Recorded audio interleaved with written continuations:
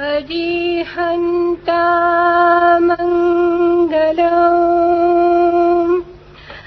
सिद्धा मङ्गलम् साहु मङ्गलम् केवली पणतो धम्मो मङ्गलम् अरिहन्ता लोगुत्तमा सिद्धा लोगुत्तमा साहु लोगुत्तमा केवली पणतो धम्मो लोगुत्तमो। अरिहंत मंगल है, सिद्ध मंगल है, साहु मंगल है, केवली प्ररूपित अर्थात सर्वज्ञ कथित धर्म मंगल है। अरहंत लोकोत्तम संसार में श्रेष्ठ है, सिद्ध लोकोत्तम है, साधु लोकोत्तम है, केवली प्ररूपित धर्म लोकोत्तम है।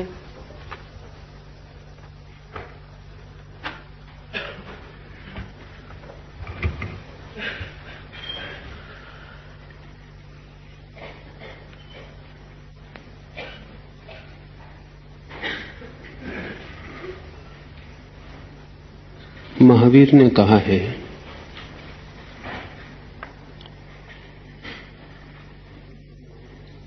जिसे पाना हो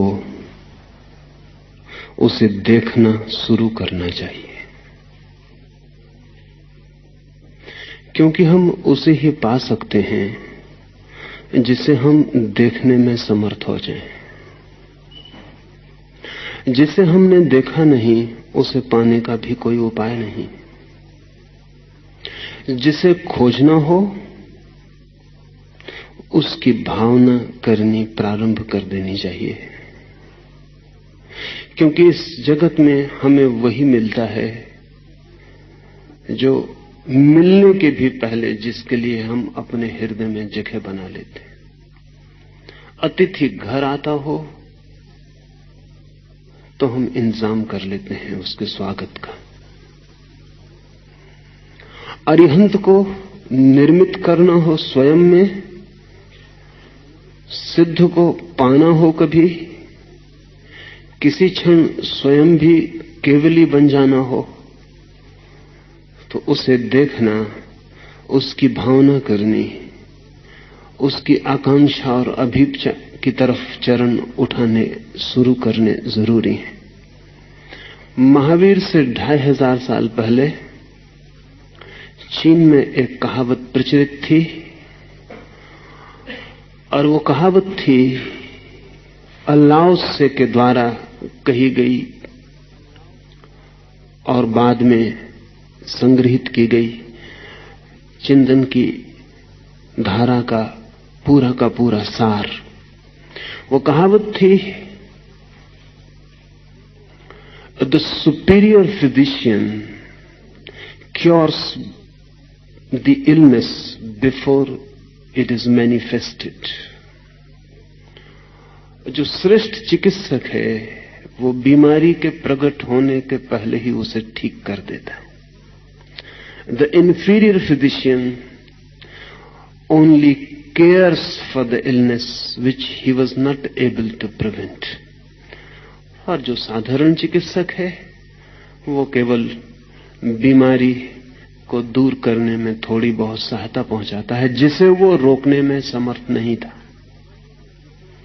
हैरान होंगे जान के आप ये बात कि महावीर से 2500 साल पहले, आज से 5000 साल पहले चीन में चिकित्सक को बीमारी के ठीक करने के लिए कोई पुरस्कार नहीं दिया जाता था। उल्टा ही रिवाज था, या हम समझें कि हम जो कर रहे हैं वो उल्टा है चिकित्सक को पैसे दिए जाते थे इसलिए कि वो किसी को बीमार न पड़ने दे, और अगर कभी कोई बीमार पड़ जाता तो चिकित्सक को उल्टे उसे पैसे चुकाने पड़ते थे।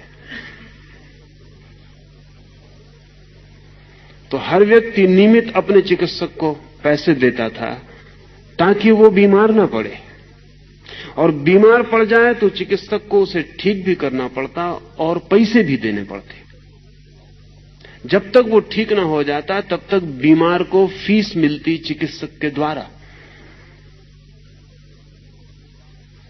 ये जो चिकित्सा की पद्धति चीन में थी उसका नाम है एक्यूपंक्चर। इस चिकित्सा की पद्धति को नया वैज्ञानिक समर्थन मिलना शुरू हुआ है।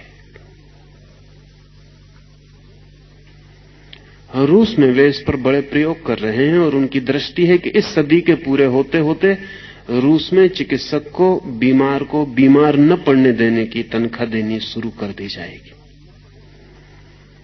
और जब भी कोई बीमार पड़ेगा तो चिकित्सक जिम्मेवार और अपराधी होगा। एक्यूपंक्चर मानता है कि शरीर में खून ही नहीं बहता, विद्युत ही नहीं बहती, एक और तीसरा प्रवाह है प्राण ऊर्जा का, एलान वाइटल का। वो प्रवाह भी शरीर में बहता है। 700 स्थानों पर शरीर के अलग अलग वो प्रवाह चमड़ी को स्पर्श करता है। इसलिए एक्यूपंक्चर में चमड़ी पर जहां जहां प्रवाह अव्यवस्थित हो गया है वहां सुई चोप कर उस प्रवाह को संतुलित करने की कोशिश की जाती। बीमारी के आने के 6 महीने पहले उस प्रवाह में असंतुलन शुरू हो जाते। ये जान के आपको हैरानी होगी कि नाड़ी की जानकारी भी वस्तुतः खून के प्रवाह की जानकारी नहीं। नाड़ी के द्वारा भी उसी जीवन प्रवाह को समझने की कोशिश की जाती रही है, और 6 महीने पहले नाड़ी अस्त व्यस्त होनी शुरू हो जाती। बीमारी के आने के 6 महीने पहले हमारे भीतर जो प्राण शरीर है उसमें पहले बीज रूप में चीजें पैदा होती हैं और फिर वृक्ष रूप में हमारे भौतिक शरीर तक फैल जाती। चाहे शुभ को जन्म देना हो, चाहे अशुभ को, चाहे स्वास्थ्य को जन्म देना हो, चाहे बीमारी को, सबसे पहले प्राण शरीर में बीज आरोपित करने होते। ये जो मंगल की स्तुति है कि अरिहंत मंगल हैं, ये प्राण शरीर में बीज डालने का उपाय है। क्योंकि जो मंगल है उसकी कामना स्वाभाविक हो जाती है। हम वही चाहते हैं जो मंगल है, जो अमंगल है वो हम नहीं चाहते। इसमें चाह की तो बात ही नहीं की गई है, सिर्फ मंगल का भाव है। अरिहंत मंगल है, सिद्ध मंगल है, साहु मंगल है, केवली पणत्तो धम्मो मंगलम। वो जिन्होंने स्वयं को जाना और पाया उनके द्वारा विरूपित धर्म मंगल है। सिर्फ मंगल का भाव। ये जान के हैरानी होगी कि मन का नियम है जो भी मंगल है ऐसा भाव गहन हो जाए उसकी आकांक्षा शुरू हो जाती। आकांक्षा को पैदा नहीं करना पड़ता, मंगल की धारणा को पैदा करना पड़ता है। आकांक्षा मंगल की धारणा के पीछे छाया की भांति चली आती।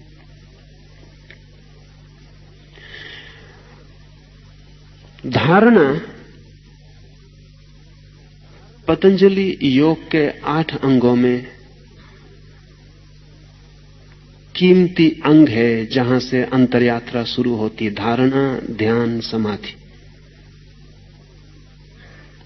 6वां सूत्र है धारणा, 7वां ध्यान, 8वां समाधि। ये जो मंगल की धारणा है ये पतंजलि योग सूत्र का 6वां सूत्र है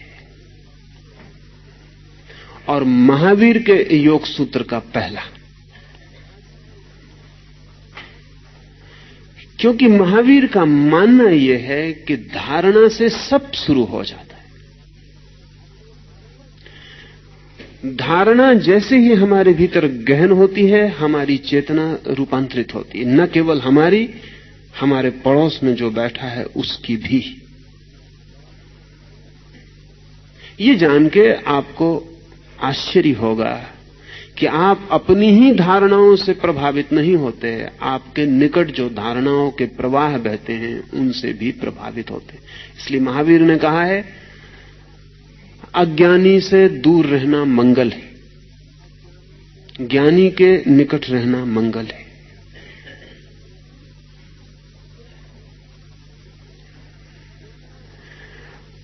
चेतना जिसकी रुग्ण है उससे दूर रहना मंगल है, चेतना जिसकी स्वस्थ है उसके निकट सानिध्य में रहना मंगल है।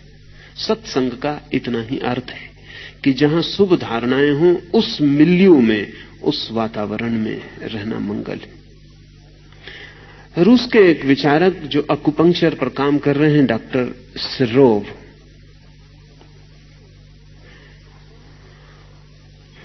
उन्होंने यांत्रिक आविष्कार किए हैं जिनसे पड़ोसी की धारणा आपको कब प्रभावित करती है और कैसे प्रभावित करती है उसकी जांच की जा सकती है। आप पूरे समय पड़ोस की धारणाओं से इंपोज किए जा रहे हैं।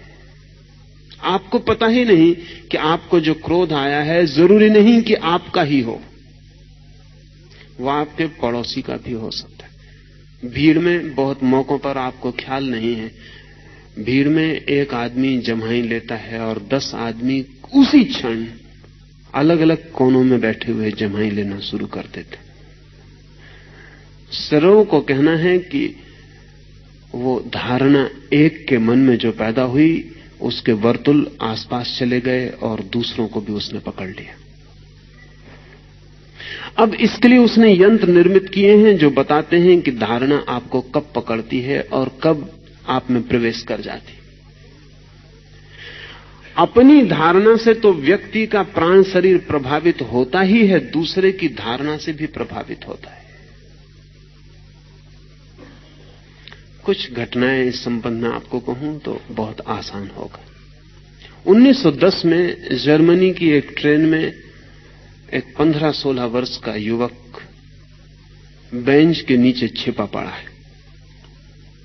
उसके पास टिकट नहीं है, वो घर से भाग खड़ा हुआ है, उसके पास पैसा भी नहीं है। फिर तो बाद में वो बहुत प्रसिद्ध आदमी हुआ और हिटलर ने उसके सिर पर 2 लाख मार्क की घोषणा की कि जो उसका सिर काट लाए। वो तो फिर बहुत बड़ा आदमी हुआ और उसके बड़े अद्भुत परिणाम हुए और स्टालिन और आइंस्टीन और गांधी सब उससे मिलकर आनंदित और प्रभावित हुए। उस आदमी का बाद में नाम हुआ वुल्फ मैसिंग। उस दिन तो उससे कोई नहीं जानता था 1910 में। वुल्फ मैसिंग ने अभी अपनी आत्मकथा लिखी है जो रूस में प्रकाशित हुई है और बड़ा समर्थन मिला है। अपनी आत्मकथा उसने लिखी है अबाउट माई सेल्फ। उसमें उसने लिखा है कि उस दिन मेरी जिंदगी बदल गई। उस ट्रेन में नीचे फर्श पर छिपा हुआ पड़ा था बिना टिकट के कारण। मैसिंग ने लिखा है कि वो शब्द मुझे कभी नहीं भूलते, टिकट चेकर का कमरे में प्रवेश, उसके जूतों की आवाज और मेरी सांस का ठहर जाना और मेरी घबराहट और पसीने का छूट जाना ठंडी सुबह, और फिर उसका मेरे पास आके पूछना, यंग मैन योर टिकट। मैसिंग के पास तो टिकट थी नहीं, लेकिन अचानक पास में पड़ा हुआ एक कागज का टुकड़ा, अखबार की रद्दी का टुकड़ा मैसिंग ने हाथ में उठा लिया, आंख बंद की और संकल्प किया ये टिकट है, और उसे उठा के टिकट चेकर को दे दिया। और मन में उसने सोचा कि हे परमात्मा, उसे टिकट दिखाई पड़ जाए। उसने उस कागज को पंक्चर किया, टिकट वापस लौटाई और कहा कि when you have got the ticket why you are lying under the seat.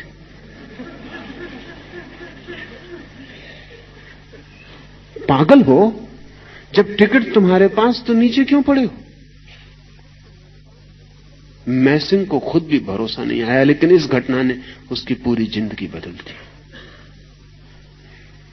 इस घटना के बाद पिछली आधे 50 वर्षों में जमीन पर वो सबसे महत्वपूर्ण आदमी था जिसे धारणा के संबंध में सर्वाधिक अनुभव थे। मैसिंग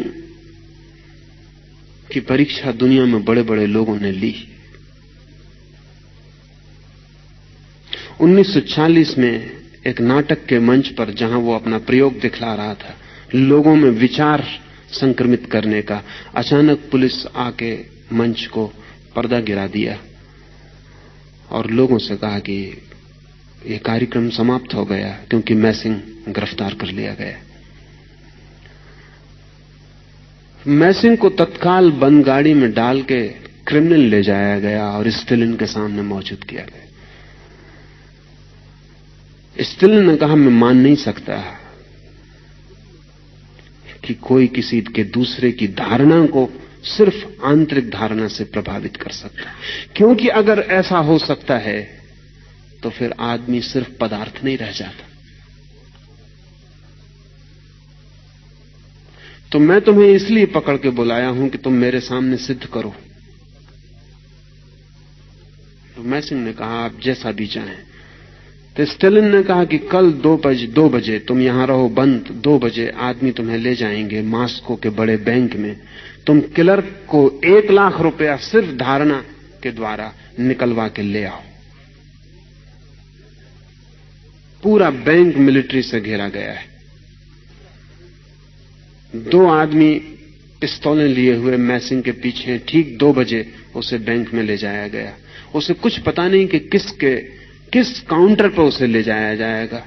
जाके ट्रेजरर के सामने उसे खड़ा कर दिया गया। उसने कोरा कागज उन 2 आदमियों के सामने निकाला। कोरे कागज को 2 क्षण देखा,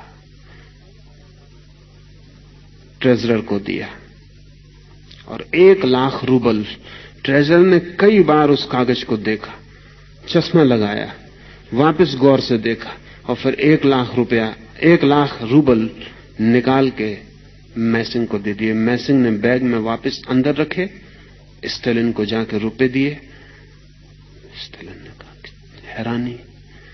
वापस मैसिंग लौटा, जाके क्लर्क के हाथ में वो रुपए वापस दिए और कहा, मेरा कागज वापस लौटा दो। जब क्लर्क ने वापस कागज देखा तो वो खाली था। उसे हार्ट अटैक का दौरा पड़ गया, वो वहीं नीचे गिर पड़ा। तो वो बेहोश हो गया। उसकी समझ के बाहर होगी बात की क्या हुआ। लेकिन स्टेलिन इतने से राजी न हुआ। कोई जालसाजी हो सकती है, कोई क्लर्क और उसके बीच तालमेल हो सकता है। तो क्रेमलिन के कमरे में उसे बंद किया गया। हजारों सैनिकों का पहरा लगाया गया और कहा कि ठीक 12:05 पर वो सैनिकों के पहरे के बाहर हो जाए। वो ठीक 12:05 पर बाहर हो गया। सैनिक अपनी जगह खड़े रहे, वो किसी को दिखाई नहीं पड़ा। वो स्टेलिन के सामने जाके मौजूद हो गए।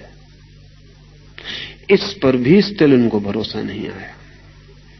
और भरोसा आने जैसा नहीं था, क्योंकि स्टेलिन की पूरी फिलॉसफी, पूरा चिंतन, पूरा कम्युनिज्म का धारणा सब बिखरती है। ये एक आदमी कोई धोखाधड़ी कर दे और सारा का सारा मार्क्सियन चिंतन का आधार गिर जाए। लेकिन स्टेलिन प्रभावित जरूर इतना हुआ कि उसने तीसरे प्रयोग के लिए और प्रार्थना की।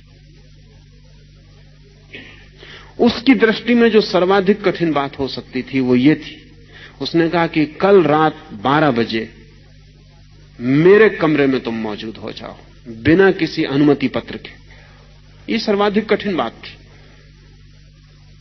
क्योंकि स्टेलिन जितने गहन पहरे में रहता था उतना पृथ्वी पर दूसरा कोई आदमी कभी नहीं रहा।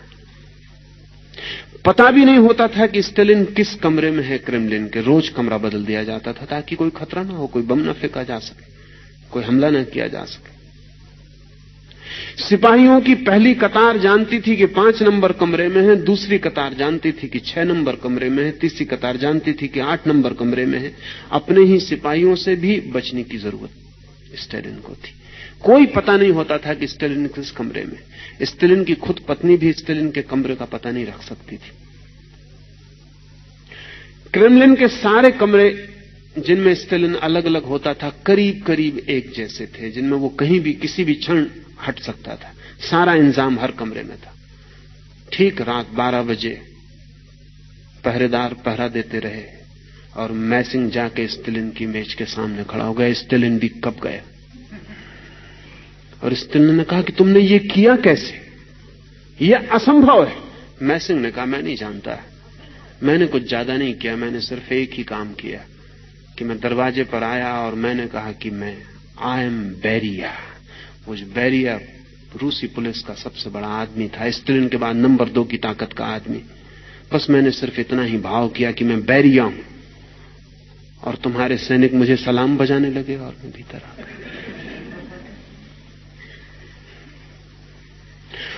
स्टेलिन ने सिर्फ मैसिंग को आज्ञा दी कि वो रूस में घूम सकता है और प्रामाणिक है। 1940 के बाद रूस में इस तरह के लोगों की हत्या नहीं की जा सकी, वो सिर्फ मैसिंग के कारण। 1940 तक रूस में कई लोग मार डाले गए जिन्होंने इस तरह के दावे किए थे। कार्ल आटोविच नाम का एक आदमी 1937 में रूस में हत्या की स्टेलिन की आज्ञा से, क्योंकि वो भी जो करता था वो ऐसा था कि उससे कम्युनिज्म की जो मटेरियलिस्ट भौतिकवादी धारणा है वो बिखर जाती। अगर धारणा इतनी महत्वपूर्ण हो सकती है तो स्टेलिन ने आज्ञा दी अपने वैज्ञानिकों को कि मैसिंग की बात को पूरा समझने की कोशिश करो, क्योंकि इसका युद्ध में भी उपयोग हो सकता है। और जो आदमी मैसिंग का अध्ययन करता रहा, उस आदमी ने, नामोव ने कहा है कि जो अल्टीमेट वीपन है युद्ध का, आखिरी जो अस्त्र सिद्ध होगा वो ये मैसिंग के अध्ययन से निकलेगा। क्योंकि जिस राष्ट्र के हाथ में धारणा को प्रभावित करने के मौलिक सूत्र आ जाएंगे, उस राष्ट्र को अणु की शक्ति से हराया नहीं जा सकता। सच तो यह है कि जिनके हाथ में अणु बम हो, उनको भी धारणा से प्रभावित किया जा सकता है कि वो अपने ऊपर ही फेंक लें। एक हवाई जहाज बम फेंकने आ रहा हो, उसके पायलट को प्रभावित किया जा सकता है कि वापस लौट जाए, अपनी ही राजधानी पर गिरा दे। नामोव ने कहा है कि the ultimate weapon in war is going to be psychic power. ये धारणा की जो शक्ति है, यह आखिरी अस्त्र सिद्ध होगा। इस पर रोज काम बढ़ता चला जाता है।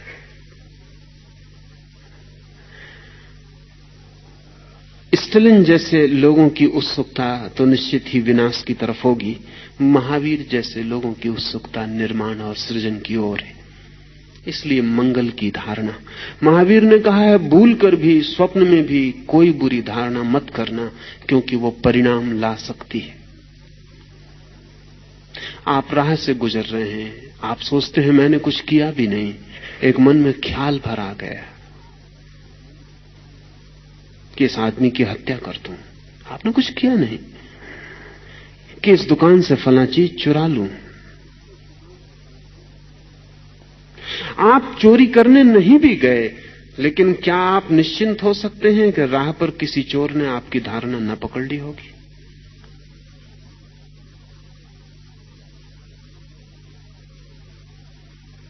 मॉस्को में एक हवा पिछले 2 साल में प्रचलित हुई है कि कोई भी आदमी अपनी गर्दन खुजलाने के पहले चारों तरफ देख लेता है, क्योंकि ये प्रयोग चल रहा है 2 साल से। मोनिन नाम का वैज्ञानिक सड़कों पर प्रयोग कर रहा है। वो आपके पीछे आके कहेगा आपकी गर्दन पे कीड़ा चढ़ रहा है। मन में अपने गर्दन खुजला रही है, खुजलाओ जल्दी, और लोग खुजलाने लगते हैं। अब तो ये खबर इतनी फैल गई क्योंकि उसने हजारों लोगों पर प्रयोग किया है। राह के चौरस्तों पर खड़े होकर, होटल में बैठकर, ट्रेन में चढ़ के। और मानिन इतना सफल हुआ है कि 98% सही होता है। जिसके पीछे खड़े होकर वो भावना करता है कि गर्दन खुजला रही है, कीड़ा चढ़ रहा है, जल्दी खुजलाओ, वो जल्दी खुजला।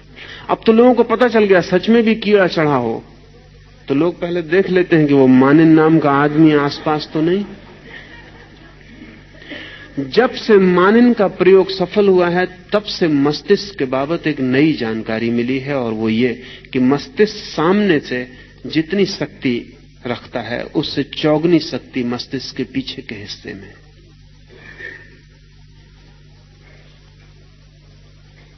तो पीछे से व्यक्ति को जल्दी प्रभावित किया जा सकता है। सामने सिर्फ एक हिस्सा है, 4 गुना पीछे। और जो लोग, जैसे कि मैसिंग, या कल मैंने आपको कहा नेल्या नाम की महिला जो वस्तुओं को सरका सकती है, इनके मस्तिष्क के अध्ययन से पता चला है कि इनका मस्तिष्क पीछे 50 गुनी शक्ति से भरा हुआ है, सामने 1 तो पीछे 50। योग की निरंतर धारणा रही है कि मनुष्य का असली मस्तिष्क छिपा हुआ पीछे पड़ा है, और जब तक वो सक्रिय नहीं होता तब तक मनुष्य अपनी पूर्ण गरिमा को उपलब्ध नहीं होगा। ये भी हैरानी की बात है कि अगर आप कोई बुरा विचार करते हैं तो प्रकृति का अद्भुत नियम है कि आप मस्तिष्क के अगले हिस्से से करते हैं। मस्तिष्क का प्रत्येक हिस्सा अलग अलग काम करता है।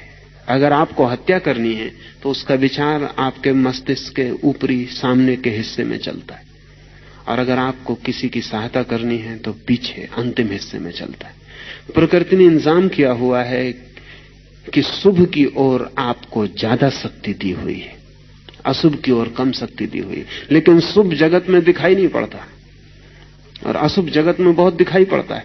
हम शुभ की कामना ही नहीं करते, या अगर हम कामना भी करते हैं तो हम तत्काल विपरीत कामना करके उसे काट देते हैं। जैसे एक मां अपने बच्चे के जीने की कितनी कामना करती है, बड़ा हो, जिए, लेकिन किसी क्षण क्रोध में कह देती तू तो होते से ही मर जाता तो बेहतर था। उसे पता नहीं है कि 4 दफा उसने कामना की हो शुभ की और ये एक दफा अशुभ की, तो भी विषाक्त हो जाता है, सब कट जाती है कामना। महावीर अपने साधुओं को कहते थे, मंगल की कामना में डूबे रहो 24 घंटे, उठते बैठते, श्वास लेते छोड़ते। स्वभावतः मंगल की कामना शिखर से शुरू करनी चाहिए, इसलिए वो कहते हैं अरिहंत मंगल है।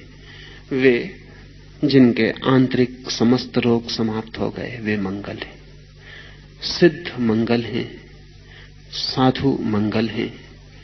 और जाना जिन्होंने, जैन परंपरा केवली उन्हें कहती है जो जानने की दिशा में उस जगह पहुंच गए जहां जानने वाला भी नहीं रह जाता, जानी जाने वाली वस्तु भी नहीं रह जाती, सिर्फ जानना रह जाता है, सिर्फ केवल ज्ञान मात्र रह जाता, ओनली नोइंग। केवली जैन परंपरा उसे कहती है जो केवल ज्ञान को उपलब्ध हो गया, मात्र ज्ञान रह गया,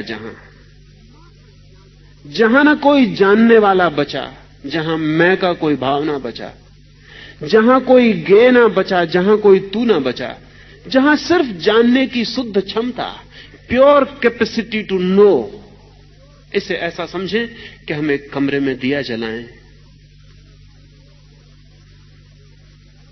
तो दिए की बाती है, तेल है, दिया है, फिर कमरे में दिए का प्रकाश है, और उस प्रकाश से प्रकाशित होती चीजें हैं, कुर्सी है, फर्नीचर है, दीवार है, आप है।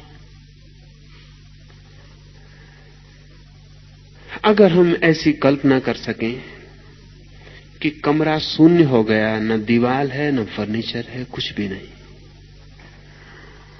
दिए में तेल भी ना रहा, दिए की देह भी ना रही, सिर्फ ज्योति रह गई, प्रकाश मात्र रह गया, न तो दिया बचा और न प्रकाशित वस्तुएं बची, मात्र प्रकाश रह गया, आलोक, स्रोत रहित, कोई तेल नहीं, कोई बाती नहीं। और ऐसा आलोक जो किसी पर नहीं पड़ रहा है, शून्य में फैल रहा है। ऐसी धारणा है जैन चिंतन की केवली के संबंध में। जो परम ज्ञान को उपलब्ध होता है वहां ज्ञान अकारण हो जाता है, कोई सोर्स नहीं होता। क्योंकि बात बहुत कीमती है, जैन परंपरा कहती है कि जिस चीज का भी सोर्स होता है वो कभी ना कभी चुक जाती, चुक ही जाएगी, कितना ही बड़ा स्रोत क्यों ना हो। सूर्य भी चुक जाएगा एक दिन। बड़ा है स्रोत,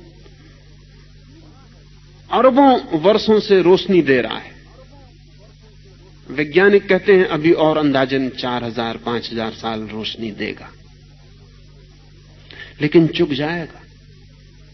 कितना ही बड़ा स्रोत हो, स्रोत की सीमा है, चुक जाएगा।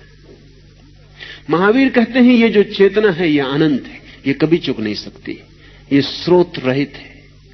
इसमें जो प्रकाश है वो किसी मार्ग से नहीं आता, वो बस है, इट जस्ट इज, कहीं से आता नहीं, अन्यथा एक दिन चुक जाएगा।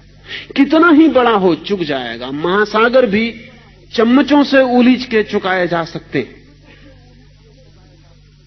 कितना ही लंबा समय लगे, तो महासागर भी चम्मचों से उलीच के चुकाए जा सकते। एक चम्मच थोड़ा तो कम कर ही जाती है, फिर और ज्यादा कम होता जाएगा। महावीर कहते हैं ये जो चेतना है ये स्रोत रहित है, इसलिए महावीर ने ईश्वर को मानने से इंकार कर दिया। क्योंकि अगर ईश्वर को माने तो ईश्वर स्रोत हो जाता है और हम सब उसी के स्रोत से जलने वाले दिए हो जाते, तो हम चुक जाएंगे। सच है ये कि महावीर से ज्यादा प्रतिष्ठा आत्मा को इस पृथ्वी पर और किसी व्यक्ति ने कभी नहीं दी है। इतनी प्रतिष्ठा कि उन्होंने कहा कि परमात्मा अलग नहीं, आत्मा ही परमात्मा है। इसका स्रोत अलग नहीं है, ये ज्योति ही स्वयं स्रोत है। ये जो भीतर जलने वाला जीवन है ये कहीं से शक्ति नहीं पाता, ये स्वयं ही शक्तिवान है। ये किसी के द्वारा निर्मित नहीं है, नहीं तो किसी के द्वारा नष्ट हो जाएगा। ये किसी पर निर्भर नहीं है, नहीं तो मोहताज रहेगा। ये किसी से कुछ भी नहीं पाता, ये स्वयं में समर्थ और सिद्ध है। जिस दिन ज्ञान इस सीमा पर पहुंचता है जहां हम स्रोत रहित प्रकाश को उपलब्ध होते हैं, सोर्सलेस, उसी दिन हम मूल को उपलब्ध होते हैं। जैन परंपरा ऐसे व्यक्ति को केवली कहती है। वो व्यक्ति कहीं भी पैदा हो, वो क्राइस्ट हो सकते हैं, वो बुद्ध हो सकते हैं, वो कृष्ण हो सकते हैं, वो लाओस से हो सकते हैं। इसलिए इस सूत्र में ये नहीं कहा गया महावीर मंगलम, कृष्ण मंगलम, ऐसा नहीं कहा। जैन धर्म मंगल है ऐसा नहीं कहा, हिंदू धर्म मंगल है ऐसा नहीं कहा। केवली पणत्तो धम्मो मंगलम, वो जो केवल ज्ञान को उपलब्ध हो गए उनके द्वारा जो भी प्ररूपित धर्म है वो मंगल है। वो कहीं भी हों, जिन्होंने भी शुद्ध ज्ञान को पा लिया उन्होंने जो कहा है वो मंगल है। ये मंगल की धारणा गहन प्राणों के अतल में बैठ जाए तो अमंगल की संभावना कम होती चली जाती। जैसी जो भावना करता है धीरे धीरे वैसा ही हो जाता है।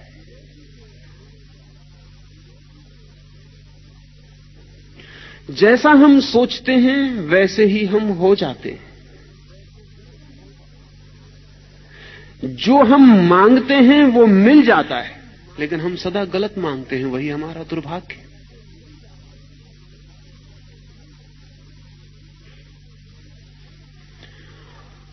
हम उसी की तरफ आंख उठाकर देखते हैं जो हम होना चाहते हैं। अगर आप एक राजनीतिक नेता के आसपास भीड़ लगा के इकट्ठे हो जाते हैं तो ये सिर्फ भीड़ इसकी ही सूचना नहीं है कि राजनीतिक नेता आया, गहन रूप से इस बात की सूचना है कि आप कहीं राजनीतिक पद पर होना चाहते हैं। हम उसी को आदर देते हैं जो हम होना चाहते हैं, जो हमारे भविष्य का मॉडल मालूम पड़ता है, जिसमें हमें दिखाई पड़ता है कि काश मैं हो जाऊं। हम उसी के आसपास इकट्ठे हो जाते। अगर सिने अभिनेता के पास भीड़ इकट्ठी हो जाती तो वह आपकी भीतरी आकांक्षा की खबर देती, आप भी वही हो जाना चाहते हैं। अगर महावीर ने कहा है कि कहो अरिहंत मंगलम, सिद्ध मंगलम, साधु मंगलम, तो वो ये कह रहे हैं कि ये तुम कह ही तब पाओगे जब तुम अरिहंत होना चाहोगे, या तुम जब ये कहना शुरू करोगे तो तुम्हारे अरिहंत होने की यात्रा शुरू हो जाएगी। और बड़ी से बड़ी यात्रा बड़े छोटे से कदम से शुरू होती, और पहले कदम से कुछ भी पता नहीं चलता। धारणा पहला कदम है। कभी आपने सोचा कि आप क्या होना चाहते? नहीं भी सोचा होगा सचेतन रूप से, तो भी अचेतन में चलता है कि आप क्या होना चाहते हैं। जो आप होना चाहते हैं उसी के प्रति आपके मन में आदर पैदा होता है। न केवल आदर, जो आप होना चाहते हैं उसी के संबंध में आपके मन में चिंतन के वर्तुल चलते हैं। वही आपके स्वप्नों में उतर आता है, वही आपकी सांसों में समा जाता है, वही आपके खून में प्रवेश कर जाता है। और जब मैं कहता हूं खून में प्रवेश कर जाता है, तो मैं कोई साहित्यिक बात नहीं कह रहा हूं, मैं मेडिकल, मैं बिल्कुल शारीरिक तथ्य की बात कह रहा हूं। इधर प्रयोग किए गए हैं और चकित करने वाले सूचन मिले हैं। ऑक्सफोर्ड यूनिवर्सिटी में दिलावार प्रयोगशाला में विचार का खून पर क्या प्रभाव पड़ता है, दूसरे की धारणा का भी, आपकी धारणा को छोड़ दें, आपकी धारणा का तो पड़ेगा ही, दूसरे की धारणा का भी, अप्रगट धारणा का भी आपके खून पर क्या प्रभाव पड़ता है। अगर आप ऐसे व्यक्ति के पास जाते हैं जिसके हृदय से बहती करुणा और मंगल की भावना है, जो आपके लिए शुभ के अतिरिक्त और कुछ नहीं सोच पाता है, तो डिलावार लेबोरेटरी के प्रयोगों का 10 वर्षों का निष्कर्ष यह है कि आपके खून में ऐसे व्यक्ति के पास जाते ही जो आपके प्रति मंगल की भावना रखता है, सफेद कण 1500 की तादाद में तत्काल बढ़ जाते, इमीडिएटली। दरवाजे के बाहर आपके खून की परीक्षा की जाए और फिर आप भीतर आ जाएं और मंगल की कामना से भरे हुए व्यक्ति के पास बैठ जाएं और फिर आपके खून की परीक्षा की जाए। आपके खून में सफेद वाइट ब्लड सेल्स, सफेद जो कोष हैं खून के, वो 1500 बढ़ जाते हैं। जो व्यक्ति आपके प्रति दुर्भाव रखता है उसके पास जाके 1600 कम हो जाते हैं, तत्काल, इमीडिएटली। और मेडिकल साइंस कहती है कि आपके स्वास्थ्य की रक्षा का मूल आधार सफेद कणों की अधिकता है। वो जितने ज्यादा आपके शरीर में होते हैं उतना आपका स्वास्थ्य सुरक्षित है। वो आपके पहरेदार हैं। आपने देखा होगा, ख्याल नहीं किया होगा, चोट लग जाती है तो चोट लग के जो आपको मवाद पड़ जाती है, वो मवाद सिर्फ रक्षक हैं आपके शरीर के खून के सफेद कण। वे भाग के फौरन एक परत पहरेदारी की खड़ी कर देते। जिसको आप मवाद समझते हैं वो मवाद नहीं है, वो आपकी दुश्मन नहीं है, वो खून के सफेद कण हैं जो तत्काल दौड़ के घाव को चारों तरफ से घेर लेते हैं, जैसे कि पुलिस ने पहरा लगा दिया हो, क्योंकि उनके परत को पार करके कोई भी कीटाणु शरीर में प्रवेश नहीं कर सकता। वो रक्षक है। डिलावार प्रयोगशाला में किए गए प्रयोगों ने चकित कर दिया है वैज्ञानिकों को कि क्या शुभ की भावना से भरे व्यक्ति का इतना परिणाम हो सकता है कि दूसरे के खून का अनुपात बदल जाए, आयतन बदल जाए, खून की गति बदल जाए, हृदय की गति बदल जाए, रक्तचाप बदल जाए। ये संभव है? अब तो इंकार करना कठिन है। डॉक्टर जगदीश चंद्र बसु के बाद दूसरा एक बड़ा नाम एक अमेरिकन का है, क्लीव बैकेस्टर का। जगदीश चंद्र ने तो कहा था कि पौधों में प्राण है। बैक्स्टर ने सिद्ध किया है, सिद्ध हो गया है कि पौधों में भावना भी है। और पौधे अपने मित्रों को पहचानते हैं और शत्रुओं को भी। पौधा अपने मालिक को भी पहचानता है, अपने माली को भी। और अगर मालिक मर जाता है तो पौधे की प्राण धारा क्षीण हो जाती, वो बीमार हो जाता। पौधों की स्मृति को भी बैक्स्टर ने सिद्ध किया कि उनकी भी मेमोरी है। और जब आप अपने गुलाब के पौधे के पास जाके प्रेम से खड़े हो जाते हैं तो वो कल फिर आपकी उसी समय प्रतीक्षा करता है।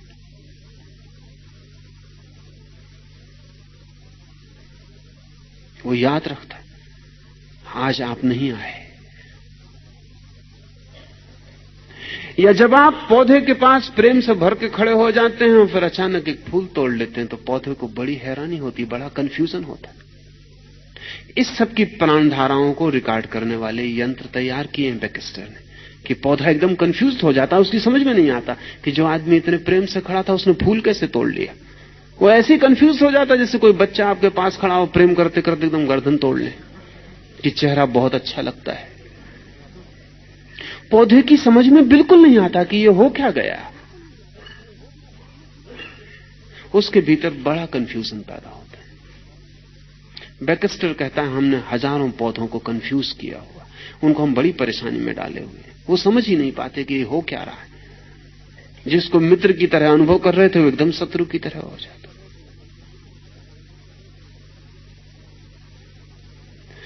बैक्स्टर का यह भी कहना है कि जिन पौधों को हम प्रेम करते हैं वो हमारी तरफ बड़ी पॉजिटिव भावनाएं छोड़ते हैं। और बैक्स्टर ने सुझाव दिया है अमेरिकन मेडिकल एसोसिएशन को कि शीघ्र ही हम विशेष तरह के मरीजों को विशेष पौधों के पास ले जाकर ठीक करने में समर्थ हो जाएंगे।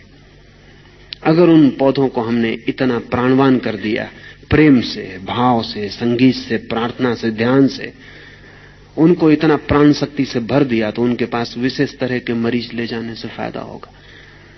फिर हर पौधे में अपनी अपनी प्राण ऊर्जा की विशेषताएं हैं। जैसे रेड रोज, लाल जो गुलाब है, वो क्रोधी लोगों के लिए बड़े फायदे का हो सकता है। पंडित नेहरू को इसलिए उससे प्रेम रहा हो। क्रोध के लिए रेड रोज बहुत फायदे का है बैक्स्टर के हिसाब से।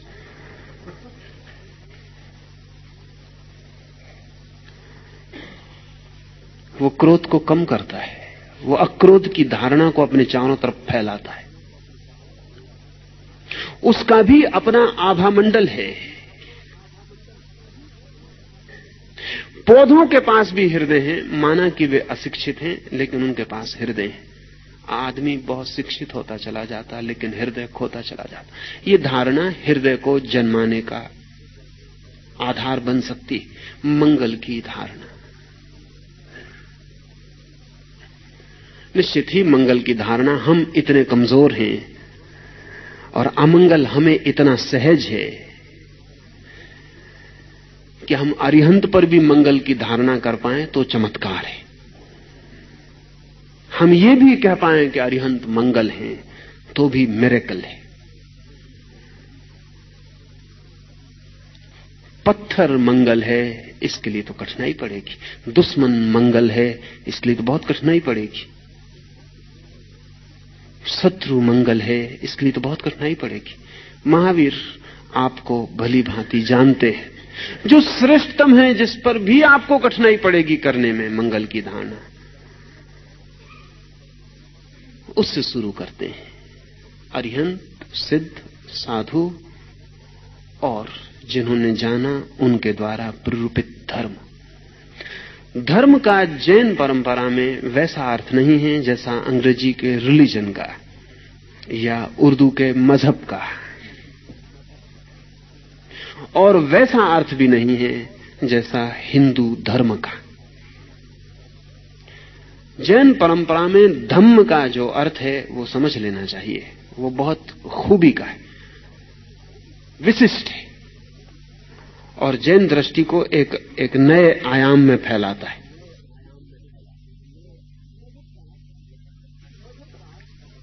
मजहब का अर्थ होता है क्रीड, एक मत, एक पंथ।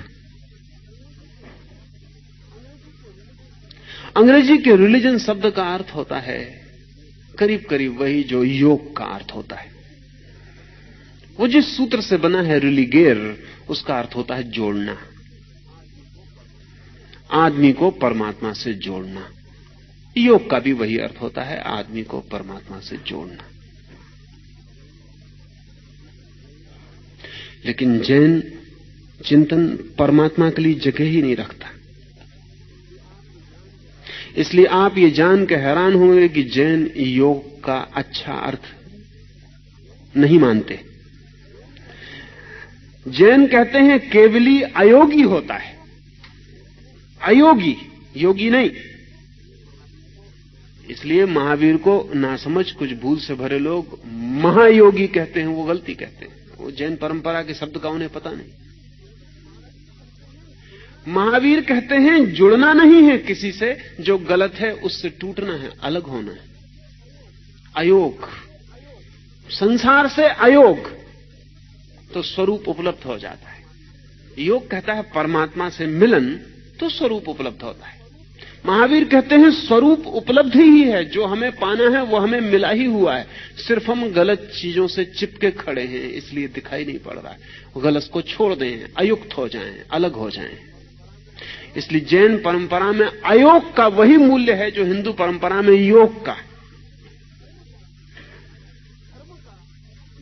धर्म का बड़ा अनूठा अर्थ जैनों का है। महावीर कहते हैं कि वस्तु का जो स्वभाव है वही धर्म है, नेचर। धर्म का महावीर का वही अर्थ है जो लाओ से के ताओ का। वस्तु का जो स्वभाव है, जो उसकी स्वयं की अपनी परिणति है। अगर कोई व्यक्ति बिना किसी से प्रभावित हुए सहज वर्ण चरण कर पाए तो धर्म को उपलब्ध हो जाता है। अगर कोई व्यक्ति बिना प्रभावित हुए, इसलिए प्रभाव महावीर अच्छी बात नहीं मानते। किसी से भी प्रभावित होना बंधना है। सब इंप्रेशंस बांधने वाले। पूर्णतया अप्रभावित हो जाना, निज हो जाना है, स्वयं हो जाना है।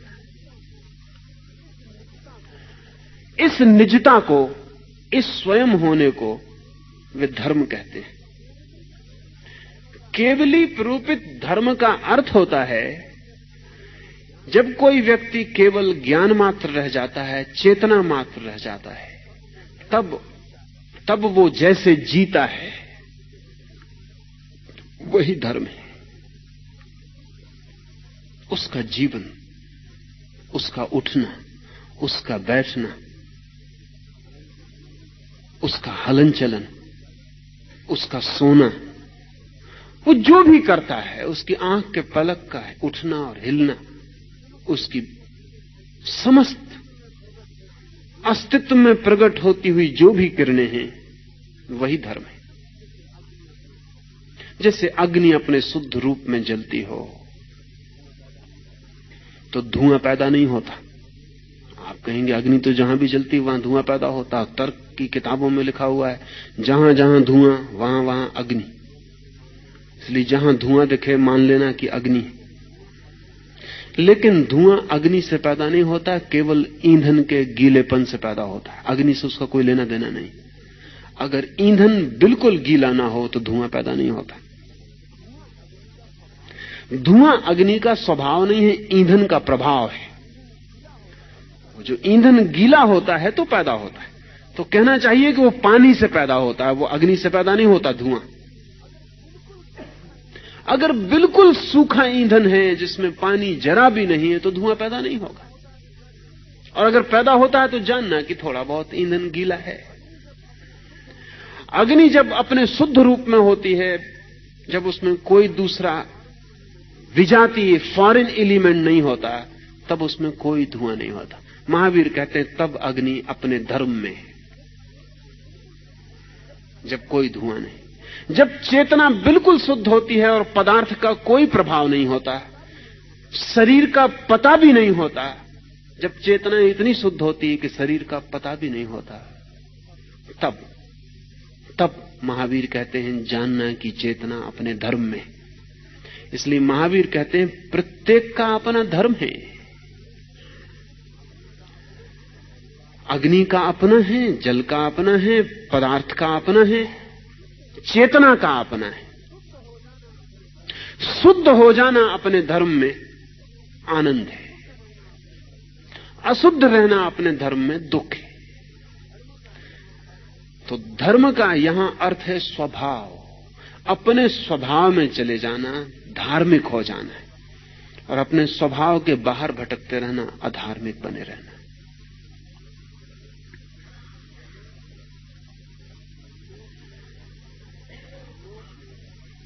लोक में इन चारों को उत्तम भी इस सूत्र में कहा है। अरिहंत उत्तम है लोक में, सिद्ध उत्तम है लोक में, साधु उत्तम है लोक में, केवली प्रूपित धर्म उत्तम है लोक में।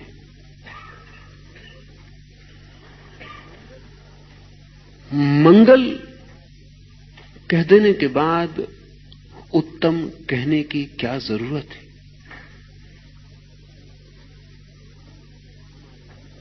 कारण है हमारे भीतर।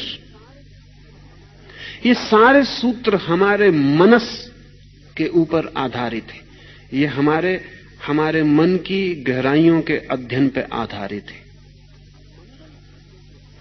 मंगल कहने के बाद भी हम इतने ना समझें कि जो उत्तम नहीं है उसे भी हम मंगल रूप मान सकते हैं। हमारी वासनाएं ऐसी हैं कि जो निकृष्ट है लोक में उसी की तरफ बहती हैं।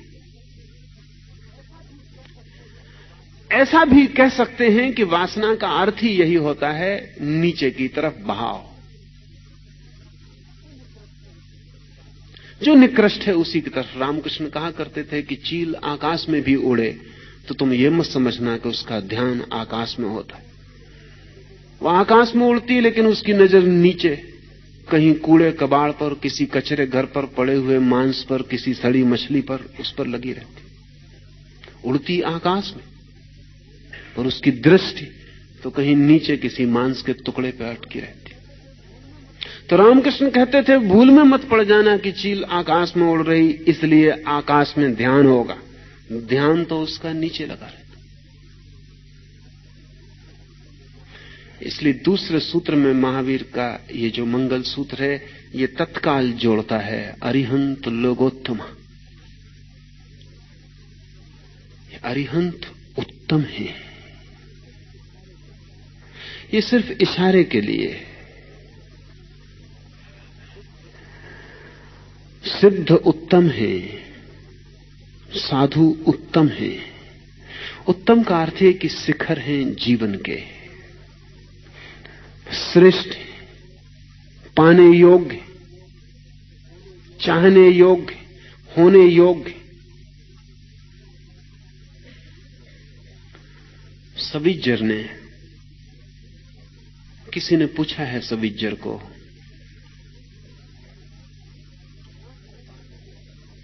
क्या है पाने योग्य, क्या है आनंद? तो सविज्जर ने कहा to be more and more, to be deep and deep, to be in and constantly turning into something more and more. कुछ ज्यादा में रूपांतरित होते रहना, कुछ श्रेष्ठ में बदलते रहना, कुछ गहरे और गहरे जाते रहना, कुछ ज्यादा और ज्यादा होते रहना। लेकिन हम ज्यादा तभी हो सकते हैं जब ज्यादा की, श्रेष्ठ की, उत्तम की धारणा हमारे निकट हो।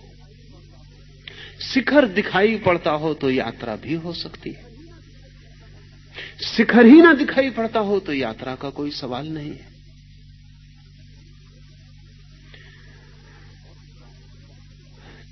भौतिकवाद कहता है कोई आत्मा नहीं है, शिखर को तोड़ देता है।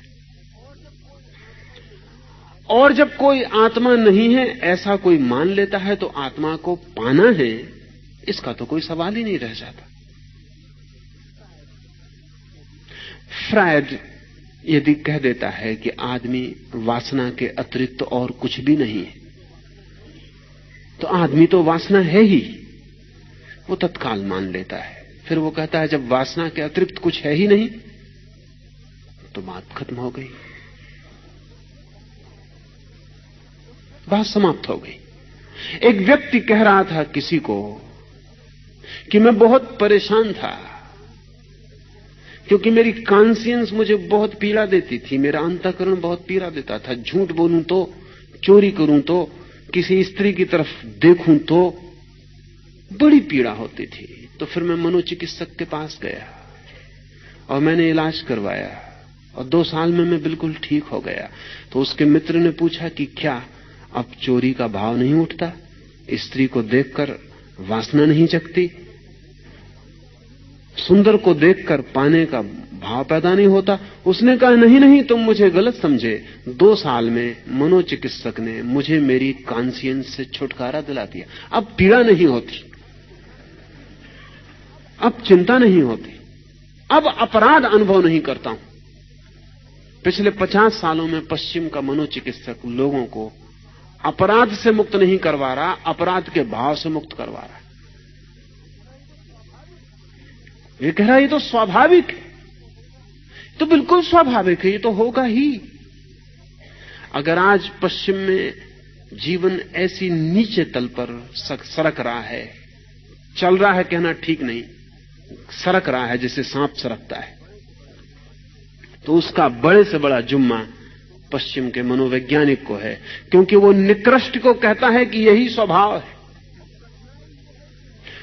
और कठिनाई यह है कि निकृष्ट को स्वभाव मान लेना हमें आसान है क्योंकि हम परिचित हैं, और वो दलील ठीक लगती। जब महावीर कहते हैं अरिहंत लोगोत्तमा, तो समझ में नहीं पड़ता कैसे लोगोत्तमा। अरिहंत को हम जानते नहीं, सिद्ध को हम जानते नहीं। कौन है ये? हमारे भीतर तो हमने सिद्ध जैसा कभी कोई क्षण अनुभव नहीं किया, अरिहंत जैसी हमने कभी कोई लहर नहीं जानी, साधु जैसा हमने कभी कोई भाव नहीं जाना, केवली प्ररूपित धर्म में हमने कभी प्रवेश नहीं किया। क्या हवा की बातें। तो अगर हम मान भी लें तो मजबूरी में मानते हैं, और उस मजबूरी का नाम हमने धर्म रखा हुआ है। किसी घर में पैदा हो गए जैन, मजबूरी, आपका कोई कृत्य नहीं। तो अब पर्यूषण है तो मजबूरी, तो आप जाते हैं मंदिर में, नमस्कार करते हैं, साधु को नमस्कार करते हैं, उपवास कर लेते हैं, व्रत कर लेते हैं, मजबूरी। किसी का कसूर नहीं, आप पैदा हो गए जैन घर में, इसमें किसी का कोई हाथ तो है नहीं।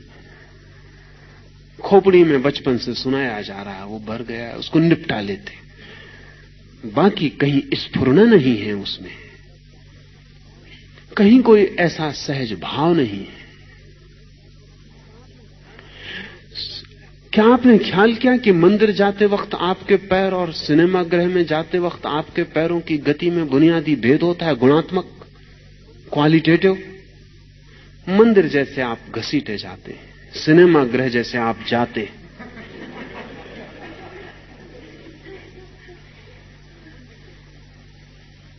मंदिर जैसे एक मजबूरी, एक काम। प्रफुल्लता नहीं है चरण में, नृत्य नहीं है चरण में जाते समय, किसी तरह पूरा कर देना है। लेकिन निकृष्ट जीवन है, पूरा नहीं कर देना है। सुना है मैंने कि मुल्ला नसरुद्दीन जिस दिन मरा, उस दिन पुरोहित उसे परमात्मा की प्रार्थना कराने आए और कहा कि मुल्ला पश्चाताप करो, रिपेंट, पश्चाताप करो उन पापों के जो तुमने किए। मुल्ला ने आंख खोली और कहा कि मैं दूसरा ही पश्चाताप कर रहा हूं, जो पाप मैं नहीं कर पाया उनका पश्चाताप कर रहा हूं। अब मरा हूं, और कुछ पाप करने का मन था वो नहीं कर पाया।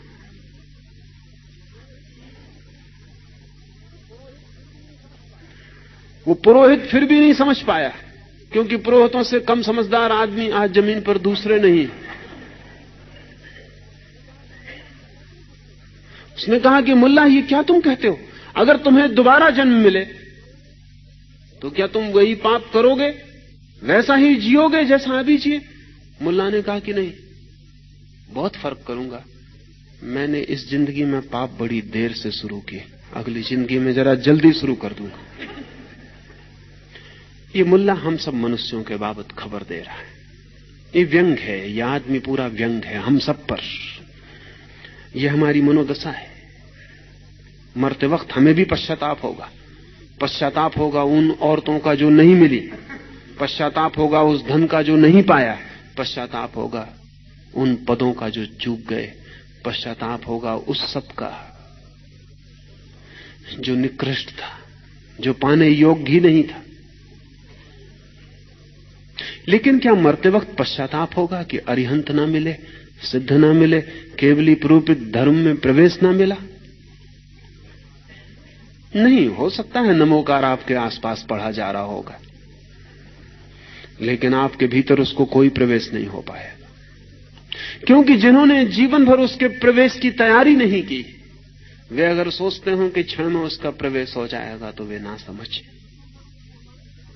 जिन्होंने जीवन भर उस मेहमान के आने के लिए इंतजाम नहीं किया, वे सोचते हो अचानक वो मेहमान भीतर आ जाएगा, तो वे गलती पर हैं, वे दुराशाएं कर रहे हैं, वे हताश होंगे।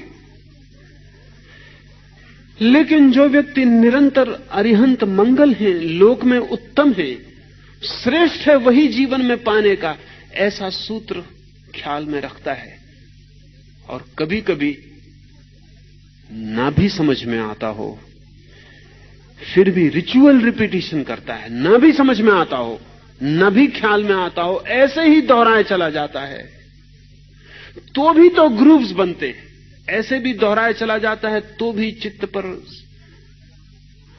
निशान बनते हैं। वे निशान किसी भी क्षण,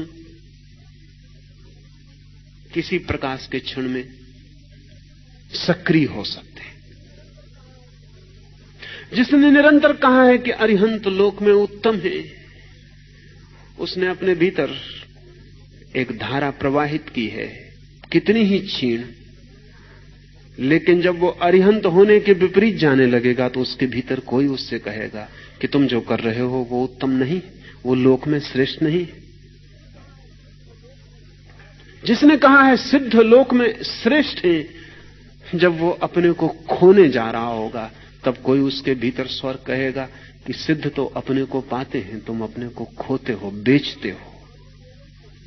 जिसने कहा है साधु लोग उत्तम हैं, उसको किसी क्षण असाधु होते वक्त ये स्मरण रोकने वाला बन सकता है। जानकर समझकर किया गया तब तो परिणामदायी है ही, न जानकर न समझकर किया हुआ भी परिणामदायी हो जाता है, क्योंकि रिचुअल रिपीटिशन भी, सिर्फ पुनरुक्ति भी हमारे चित्त में रेखाएं छोड़ जाती है, मृत लेकिन फिर भी छोड़ जाती, और किसी भी क्षण वे सक्रिय हो सकती।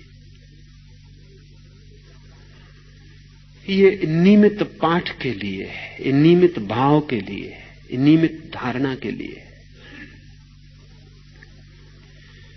इसमें अंतिम बात थोड़ा और ठीक से समझ लें। महावीर ने जिस परंपरा और जिस स्कूल, जिस धारा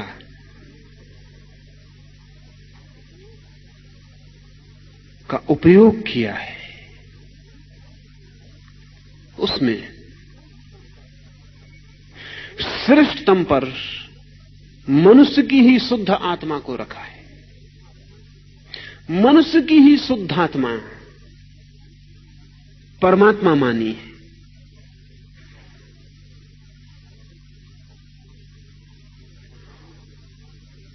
इसलिए महावीर के हिसाब से इस जगत में जितने लोग हैं उतने भगवान हो सकते हैं।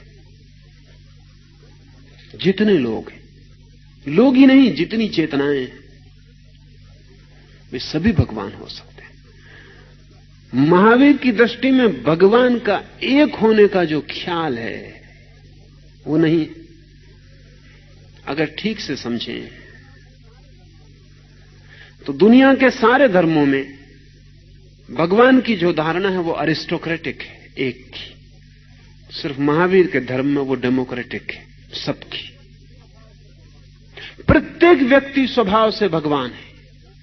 वो जाने न जाने, वो पाए न पाए, वो जन्म जन्म भटके, अनंत जन्म भटके, फिर भी इससे कोई फर्क नहीं पड़ता, वो भगवान है। और किसी न किसी दिन वो जो उसमें छिपा है प्रकट होगा, और किसी न किसी दिन जो बीज है वो वृक्ष होगा, जो संभावना है वो सत्य बनेगा। महावीर अनंत भगवत्ताओं में मानते हैं, अनंत भगवत्ताओं में, इन्फिनिट डीटीज। एक एक आदमी डिवाइन है। और जिस दिन सारा जगत अरिहंत तक पहुंच जाए, उस दिन जगत में अनंत भगवान होंगे। महावीर का अर्थ भगवान से है जिसने अपने स्वभाव को पा लिया। स्वभाव भगवान है।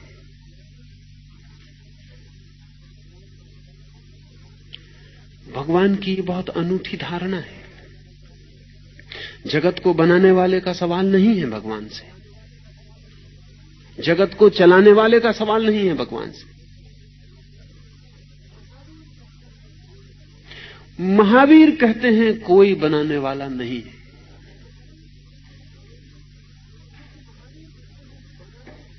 क्योंकि महावीर कहते हैं बनाने की धारणा ही बचकानी है।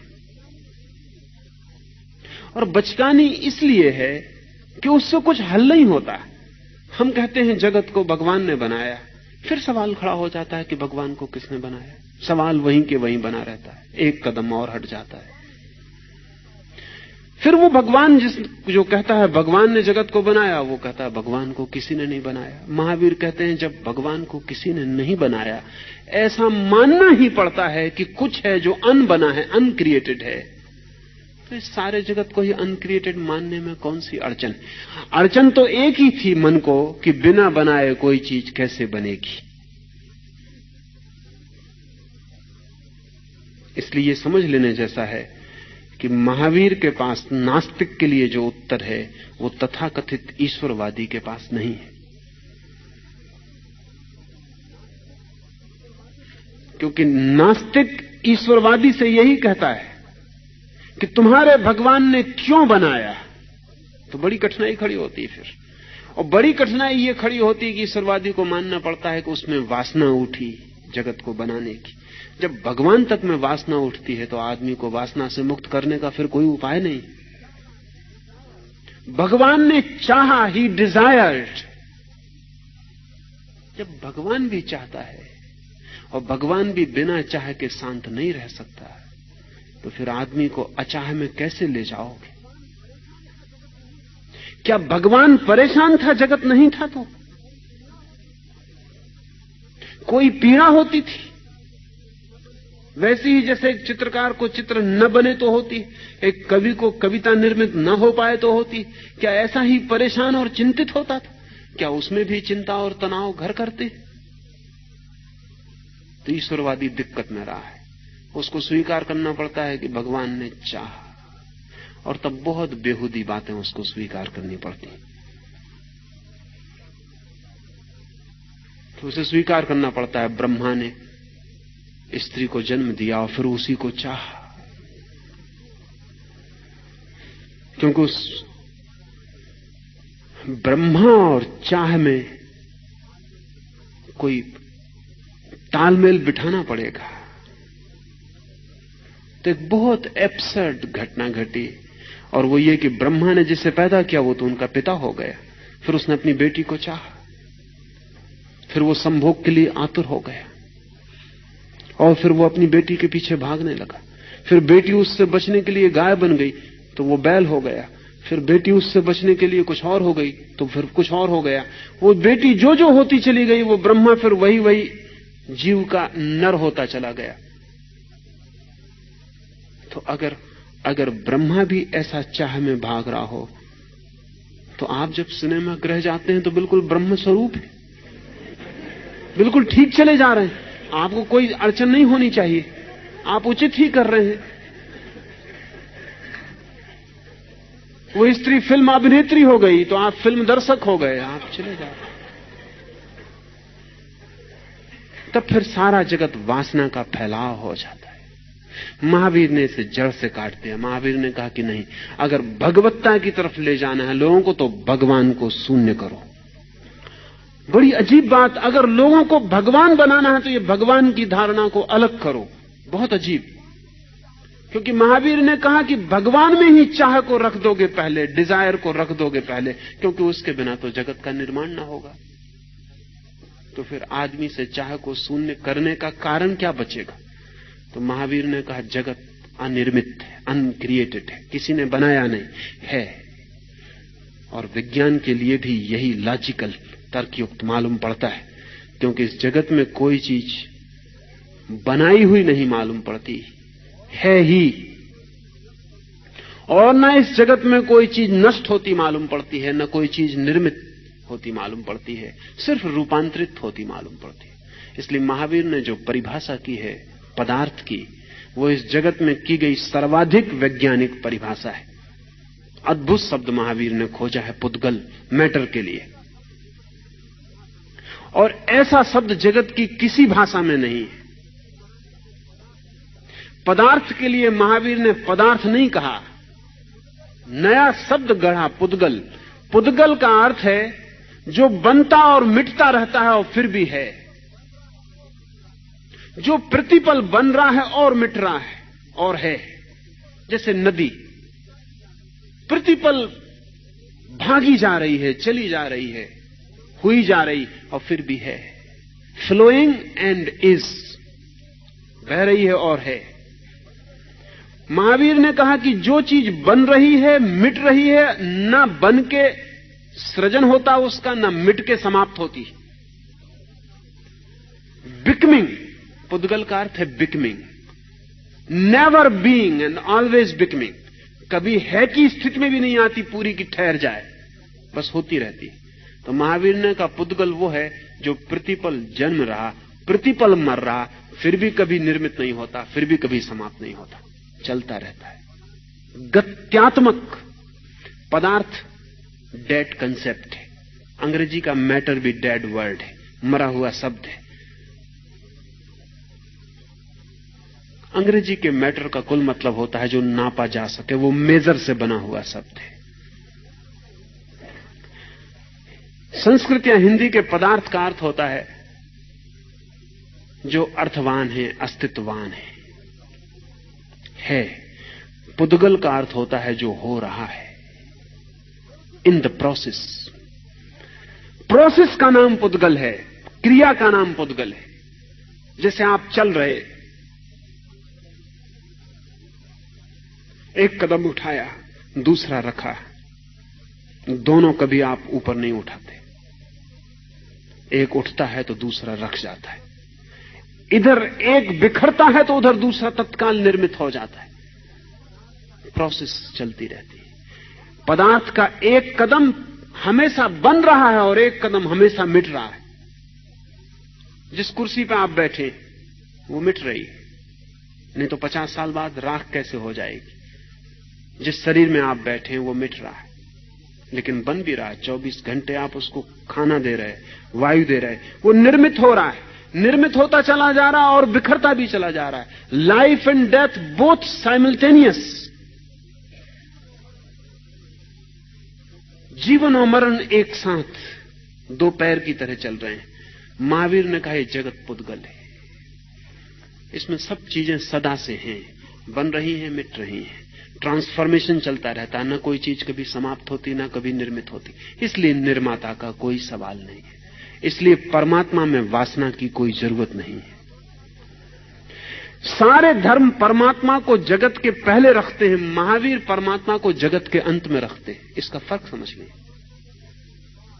सारे धर्म परमात्मा को कहते हैं काज, कारण है, महावीर कहते हैं इफेक्ट, परिणाम।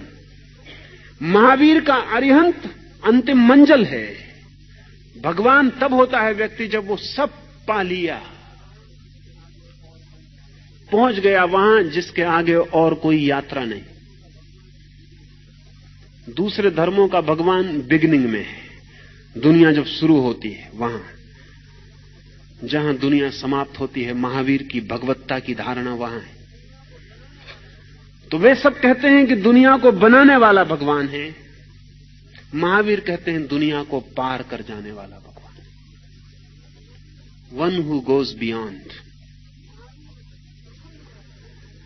महावीर प्रथम नहीं रखते, अंतिम रखते। काज नहीं इफेक्ट, कारण नहीं कार्य। दुनिया का भगवान बीज की तरह है, महावीर का भगवान फूल की तरह है। दुनिया कहती भगवान से सब पैदा होता है, महावीर कहते हैं जहां जाके सब खुल जाता और प्रकट हो जाता, खिल जाता वहां। तो महावीर के जो अरिहंत की, सिद्ध की, भगवान की, भगवत्ता की धारणा है, वो चेतना के पूरे खिल जाने की, फ्लावरिंग की, जहां सब खिल जाता है। इस खिले हुए फूल से जो झरती है सुवास, केवली पणत्तो धम, उसको उन्होंने कहा। इस खिले हुए फूल से जो झरती है सुवास, इस खिले हुए फूल से जो आनंद प्रकट होता है, इस खिले हुए फूल का जो स्वभाव है, वो केवली द्वारा प्ररूपित धर्म है। और उसे वो कहते हैं वो लोक में उत्तम है, वो जो फूल की तरह अंत में खिलता है, क्लाइमेक्स, शिखर।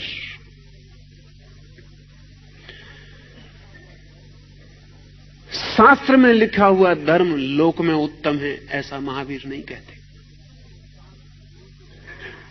नहीं तो वो कहते शास्त्र प्ररूपित धर्म लोकोत्तम है।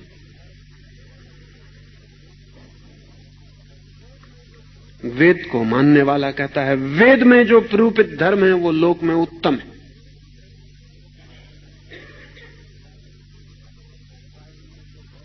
बाइबल को मानने वाला कहता है बाइबल में जो धर्म प्ररूपित है वो उत्तम है।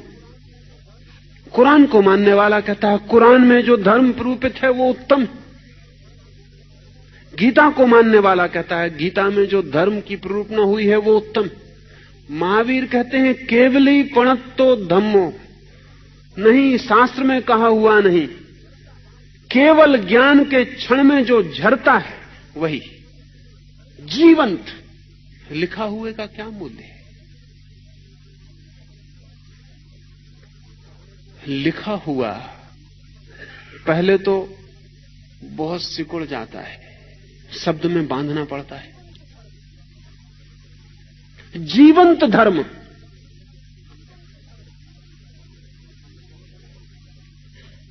अभी से इसके बहुत अर्थ होंगे, इसका अर्थ होगा लेकिन केवली प्ररूपित जो धर्म है वो शास्त्र में लिख लिया गया है। तो जैन अब उस शास्त्र को सिर पे ढोए चले जाते हैं, वैसे ही जैसे कुरान को कोई ढोता है, गीता को कोई ढोता है। ये महावीर के साथ जाति है। जाति इसलिए है कि महावीर ने कभी कहा नहीं कि शास्त्र में प्ररूपित धर्म, ऐसा भी नहीं कहा कि मेरे शास्त्र में कहा हुआ धर्म। लेकिन बड़ी कठिनाई है, और महावीर ने खुद कोई शास्त्र निर्मित नहीं किया, महावीर ने कुछ लिखवाया भी नहीं। महावीर के मरने के सैकड़ों वर्ष बाद महावीर के वचन लिखे गए।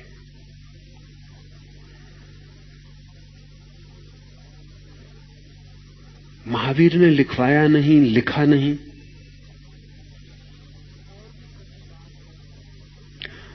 और भी कठिन बात है, और वो ये कि महावीर ने कहा नहीं, वो जरा कठिन है।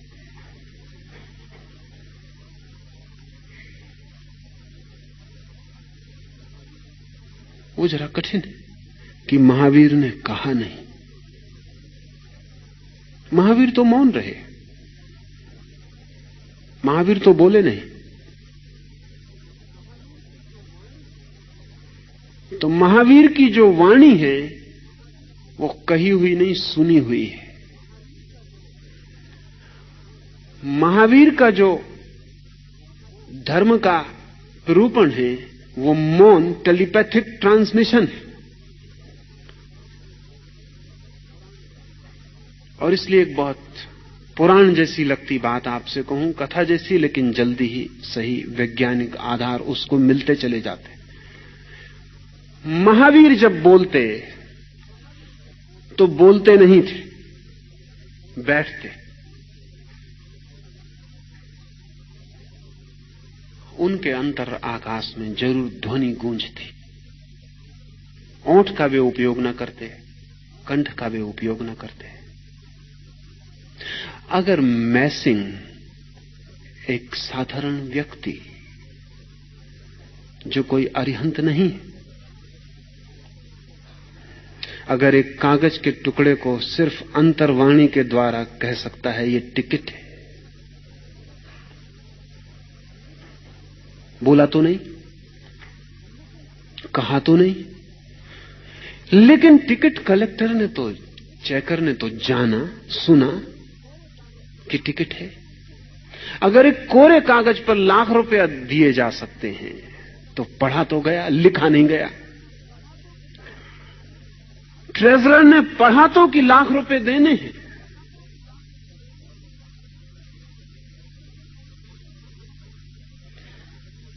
तो महावीर ने टेलीपैथिक कम्युनिकेशन का गहन प्रयोग किया।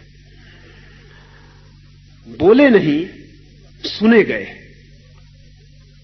He was heard। मौन बैठे, पास लोग बैठे, उन्होंने सुना। और इसीलिए जो जिस भाषा में समझ सकता था उसने उस भाषा में सुना। इसमें भी थोड़ा समझ लेना जरूरी है, क्योंकि हम जो भाषा नहीं समझते उसमें कैसे सुनेंगे।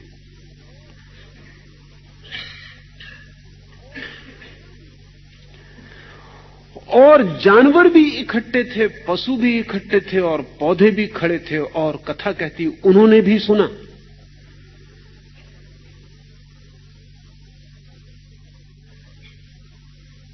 तो अगर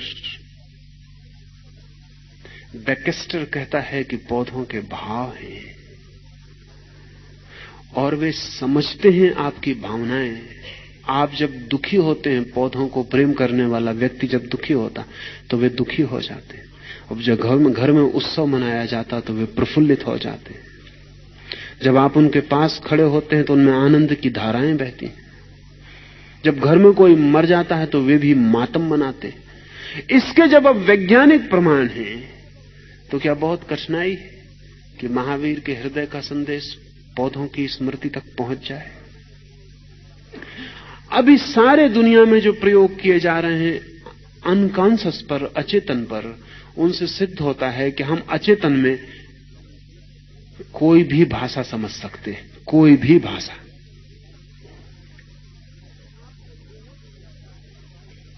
जैसे आपको बेहोश किया जाए, हिप्नोटाइज किया जाए, गहन इतना बेहोश किया जाए कि आपको अपना कोई पता न रह जाए, तो फिर आपसे किसी भी भाषा में बोला जाए आप समझेंगे। अभी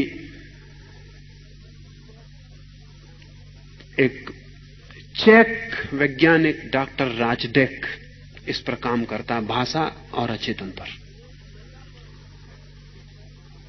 तो वो एक महिला पर जो चेक भाषा नहीं जानती, उसको बेहोश करके बहुत दिन तक उससे चेक भाषा में बातें करता था और वो समझती थी। जब वो बेहोश होती तो उससे वो चेक भाषा में कहता कि उठ के वो पानी का गिलास ले आओ, तो वो ले आती। बड़ी हैरानी की बात, जब वो होश में आती तब उससे कहे तो वो नहीं सुनती, समझ में नहीं आता। उसने उस महिला से पूछा कि बात क्या है? जब तू बेहोश होती है तब तू पूरा समझती है, जब तू होश में आती तब कुछ भी नहीं समझती। उस महिला ने कहा कि मुझे भी थोड़ा थोड़ा ख्याल रहता है बेहोशी का, कि मैं समझती थी, लेकिन जैसे जैसे मैं होश में आती हूं तो मुझे सुनाई पड़ता है चा चा चा, और कुछ समझ में नहीं आता। तुम जो बोलते हो उसमें चा चा चा मालूम पड़ता, और कुछ नहीं मालूम पड़ता, लेकिन बेहोशी में मुझे भी थोड़ी स्मृति रहती है कि तुम जो बोलते हो मैं समझती हूं। तो राजडेक का कहना है कि आदमी की भाषा का अध्ययन उसके अचेतन के अध्ययन से ये खबर लाता है कि हम महासागर में निकले हुए छोटे छोटे द्वीपों की भांति, ऊपर से अलग अलग, नीचे उतर जाएं तो जमीन से जुड़े हुए। ऊपर हमारी सबकी भाषाएं अलग अलग, जितने गहरे उतर जाएं उतनी एक। आदमी की ही नहीं, और गहरे उतर जाएं तो पशु की भी एक, और गहरे उतर जाएं तो पशु की ही नहीं, पौधों की भी एक। और कोई नहीं कह सकता कि और गहरे उतर जाएं तो पत्थर की भी एक। जितने हम अपने नीचे गहरे उतरते हैं उतने हम जुड़े हुए हैं एक महाकॉन्टिनेंट से, एक महाद्वीप से, जीवन के। और वहां हम समझते हैं। तो महावीर का ये जो प्रयोग था, निशब्द विचार संचरण का, टेलीपैथी का, ये आने वाले 20 वर्षों में विज्ञान कहेगा कि पुराण कथा नहीं है। इस पर काम तेजी से चलता है और स्पष्ट होती जाती हैं बहुत सी अंधेरी गलियां, बहुत से गलिहारे जो साफ नहीं थे। इसका अर्थ यह हुआ कि अगर हमें किसी व्यक्ति को दूसरी भाषा सिखानी हो तो राजदिक कहता है कि चेतन रूप से सिखाने में व्यर्थ कठिनाई हम उठाते। इसलिए राजदिक ने एक संस्था खोली है और एक दूसरा वैज्ञानिक है बल्गेरिया में, डॉक्टर लोरेंजो, उसने एक इंस्टीट्यूट खोली। लोरेंजो के इंस्टीट्यूट का नाम है इंस्टीट्यूट ऑफ सजेस्टोलॉजी। अगर हम उसे ठीक अनुवाद करें तो उसका अर्थ होगा मंत्र महाविद्यालय। सजेस्टोलॉजी का अर्थ होता है मंत्र। आप जानते हैं ना, सलाह देने वाले को हम मंत्री कहते हैं, सुझाव देने वाले को मंत्री कहते हैं। मंत्र का अर्थ है सुझाव, सजेशन। लोरेंजो की इंस्टीट्यूट सरकार के द्वारा स्थापित हो। बल्गेरियन सरकार कम्युनिस्ट है। इसमें 30 वैज्ञानिक लोरेंजो के साथ काम कर रहे हैं और लोरेंजो का कहना है कि 2 साल का कोर्स हम 20 दिन में पूरा करवा देते। कोई भी 2 साल का कोर्स, जो भाषा आप 2 साल में सीखेंगे चेतन रूप से, वो लोरेंजो आपको सम्मोहित रिलैक्स हालत में छोड़ के 20 दिन में सिखा देता है। और एक नई शिक्षा की पद्धति लोरेंजो ने विकसित की है जो कि जल्दी सारी दुनिया को पकड़ लेगी। और वो बिल्कुल उल्टी जो अभी आप करवा रहे हैं। और उसके हिसाब से, और मैं मानता हूं कि वो ठीक है, मेरे हिसाब से भी हम जिसको शिक्षा कह रहे हैं वो शिक्षा नहीं है, निपटना समझिए। लोरेंजो ने जो स्कूल खोला है, उस स्कूल में बच्चों को बैठने के लिए आराम कुर्सियां हैं। कुर्सियां नहीं, आराम कुर्सियां, जैसा कि हवाई जहाज में होती, जिन पर वो आराम से लेट जाते। डिफ्यूज कर दिया जाता प्रकाश, जैसा कि हवाई जहाज उड़ता है तब कर दिया जाता, तेज रोशनी नहीं। और विशेष संगीत कमरे में बजता रहता। कोई स्कूल रहा, ये मामला सब खराब हो गया। पूरे वक्त संगीत बजता रहता। और विद्यार्थियों से कहा जाता है कि आंख चाहो आधी बंद कर लो, चाहो पूरी बंद कर लो, और संगीत पर ध्यान दो, संगीत पर। और शिक्षक पढ़ा रहा, उस पर ध्यान मत दो। Don't give any attention to the teacher.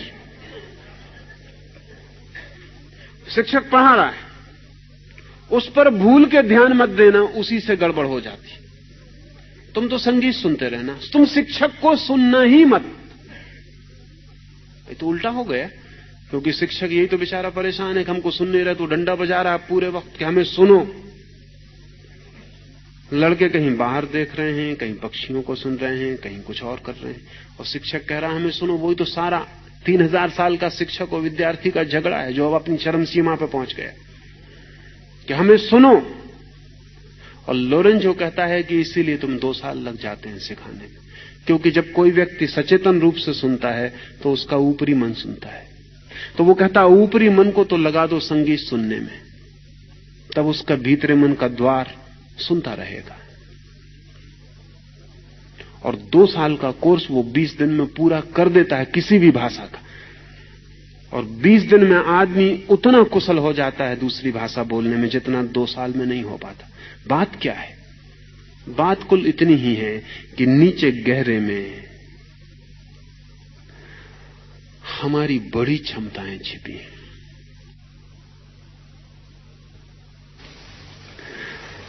हमारी बड़ी क्षमताएं छिपी हैं। आप अपने घर से यहां तक आए हैं, अगर आप पैदल चल के आए हैं तो क्या आप बता सकते हैं कि रास्ते पर कितने बिजली के खंभे पड़े थे? आप कहेंगे मैं कोई पागल हूं, मैं उनकी कोई गिनती नहीं करता। लेकिन आपको बेहोश करके पूछा जाए तो आप संख्या बता सकते, ठीक संख्या। आप जब चले आ रहे थे इधर तो आपका ऊपरी मन तो इधर आने में लगा था, हान बज रहा था उसमें लगा था, कोई टकरा ना जाए उसमें लगा था। लेकिन आपके नीचे का मन सब कुछ रिकॉर्ड कर रहा है। रास्ते पर पड़े हुए लैंप पोस्ट भी, लोग निकले वो भी, हार्न बजा वो भी, कार का नंबर दिखाई पड़ गया वो भी, वो सब नोट कर रहा है। वो सब आपको याद हो गया है। आपके चेतन को कोई पता नहीं, कहना चाहिए आपको कोई पता नहीं। वो जो पानी के ऊपर निकला हुआ द्वीप आइलैंड है उसको कुछ पता नहीं, लेकिन नीचे जो जुड़ी हुई भूमि का विस्तार है वहां सब पता है। तो महावीर बोले नहीं, चुपचाप बैठे। और इसीलिए यही कारण है कि महावीर का धर्म बहुत व्यापक नहीं हो पाया, बहुत लोगों तक नहीं पहुंच पाया, क्योंकि महावीर बोलते तो सबकी समझ में आता है। महावीर नहीं बोले तो उनकी ही समझ में आया जो उतने गहरे जाने को तैयार थे। इसलिए महावीर का बहुत सिलेक्टिव है, बहुत चूज एंड फ्यू। जो उस जगत में महावीर के वक्त श्रेष्ठतम लोग थे वे ही महावीर को सुन पाए। वे श्रेष्ठतम चाहे पौधों में हो और चाहे पशुओं में और चाहे आदमियों में, इससे कोई फर्क नहीं पड़ता। महावीर को सुनने के पहले बड़े प्रशिक्षण से गुजरना पड़ता था, ध्यान की प्रक्रियाओं से गुजरना पड़ता है, ताकि जब आप महावीर के सामने बैठें तो आपका जो वाचाल मन है, वो जो निरंतर उपद्रव से ग्रस्त बीमार मन है, वो शांत हो जाए और आपकी जो गहन आत्मा है वो महावीर के सामने आ जाए, उस संवाद हो सके उस आत्मा से। इसलिए महावीर की वाणी को 500 वर्ष तक फिर रिकॉर्ड नहीं किया गया। तब तक रिकॉर्ड नहीं किया गया जब तक ऐसे लोग मौजूद थे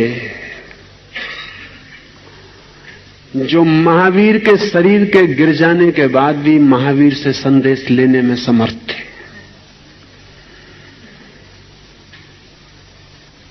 जब ऐसे लोग भी समाप्त होने लगे तब घबराहट फैली और तब संग्रहित करने की कोशिश की गई।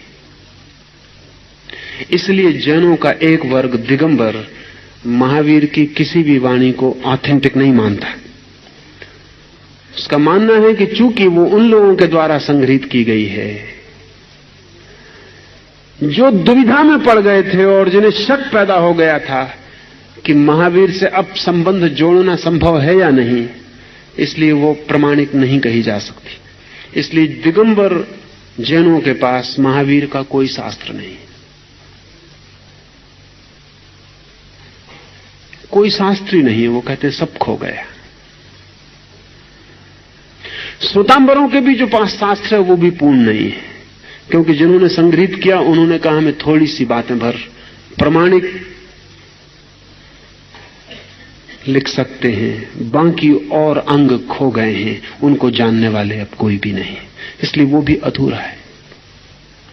लेकिन महावीर की पूरी वाणी को कभी भी पुनः पाया जा सकता है, और उसके पाने का ढंग ये नहीं होगा कि महावीर के ऊपर जो किताबें लिखी रखी उनमें खोजा जाए। उसके पाने का ढंग पुनः यही होगा कि वैसा ग्रुप, वैसा स्कूल, वैसे थोड़े से लोग जो चेतना को उस गहराई तक ले जा सके जहां से महावीर से आज भी संबंध जोड़ा जा सकता है। इसलिए महावीर ने कहा केवली पणुत्तो धम, शास्त्र नहीं, वही धर्म उत्तम है जो तुम केवली से संबंधित होकर जान सको। बीच में शास्त्र से संबंधित होकर नहीं, और केवली से कभी भी संबंधित हुआ जा सकता है, लेकिन शास्त्र बाजार में मिल जाते हैं। केवली से संबंधित होना हो तो बड़ी गहरी कीमत चुकानी पड़ती, फिर स्वयं के भीतर बहुत कुछ रूपांतरित करना पड़ता है। महावीर कहते थे बिना कीमत चुकाए कुछ भी नहीं मिलता है, और जितनी बड़ी चीज पानी हो उतनी बड़ी कीमत चुकानी चाहिए। इसलिए आखिरी बात, जब वो बार बार कहते हैं कि अरिहंत उत्तम है, सिद्ध उत्तम है, साधु उत्तम है, केवली रूपित धर्म उत्तम है, तब वो ये भी कह रहे हैं कि इतने उत्तम को पाने के लिए तैयारी रखना सब कुछ चुकाने की, क्योंकि मूल्य मुफ्त नहीं मिल सकेगा। हम सब मुफ्त लेने के आदी हैं, हम कुछ भी चुकाने को तैयार नहीं। सड़ी गली चीज को खरीदने के लिए हम सब कुछ चुकाने को तैयार हैं। धर्म मुफ्त मिलना चाहिए। असल में इससे पता चलता है हम मुफ्त उसी चीज को लेने को तैयार होते हैं जिसको हम लेने को आग्रहशील नहीं है, जिसको हम कहते हैं ठीक मुफ्त देते हो तो देना, बाकी क्षमा करें। महावीर कहते हैं जो इतना उत्तम है, लोक में जो सर्वश्रेष्ठ है, उसे चुकाने को सब कुछ खोना पड़ेगा, स्वयं को। और जब भी कोई स्वयं को खोने को तैयार है तो वो केवली प्ररूपित धर्म से सीधा डायरेक्ट संबंधित संयुक्त हो जाता है।